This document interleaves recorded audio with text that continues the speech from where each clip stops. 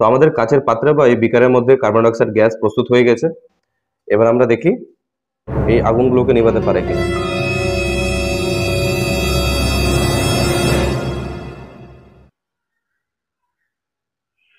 আমরা সকলেই জানি কার্বন ডাইঅক্সাইড গ্যাস আগুন নেভানোর কাজে ব্যবহার হয়ে থাকে, কিন্তু আবার এটা সত্যি যে আমরা অনেকেই জানি না এটা কিভাবে কাজ করে। তো আজকের এই এক্সপেরিমেন্টে দেখে তোমরা নিজেরাই বাড়িতে কার্বন ডাইঅক্সাইড গ্যাস বানিয়ে আগুন নেভানোর ঘটনাটি প্রমাণ করতে পারো। তো চলো, এর জন্য কি কি আমাদের জিনিসপত্র প্রয়োজন পড়বে সেটা তোমাদের দেখিয়ে দিই। এই এক্সপেরিমেন্টটা করার জন্য আমাদের 3টে মোমবাতি লাগবে। আচ্ছা, কিছুটা আর্ট পেপার নেব, কিছুটা ভিনেগার নেব, আর কিছুটা বেকিং সোডা নেব, আর একটা আমাদের লাগবে কোনো কাচের পাত্র বা বিকার।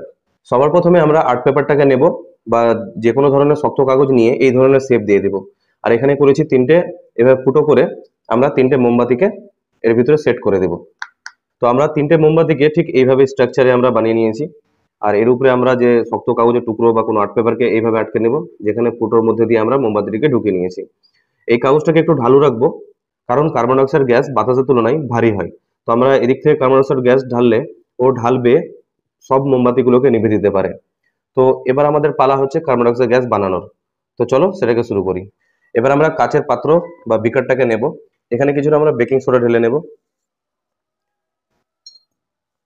কিছুটা বেকিং সোডা দিয়েছি। এবার আমরা এখানে ভিনেগার দেব। ভিনেগার দেওয়ার মাত্রই এখানে একটা রিয়াকশন স্টার্ট হবে, যার ফলে এই রিয়াকশনের ফলাফল হিসেবে কার্বন ডাইঅক্সাইড গ্যাস তৈরি হবে।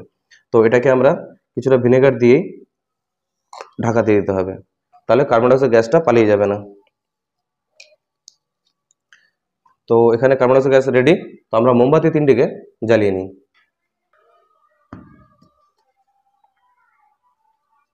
তো আমাদের কাচের পাত্রে বা এই বিকারের মধ্যে কার্বন ডাইঅক্সাইড গ্যাস প্রস্তুত হয়ে গেছে।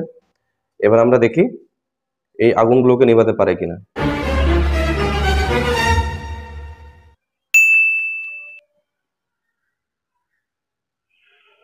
তো বন্ধুরা, বিকারটা ছোট হওয়ার কারণে এর ভিতরে কার্বন ডাইঅক্সাইড গ্যাসটাও কম পরিমাণে ছিল, যার কারণে প্রথম মোমবাতিকে তো নিভিয়ে দিল, দ্বিতীয় দুটোকেও নিভিয়ে দিয়েছিল, বাট শেষ মুহূর্তে আবার ধরে যায়।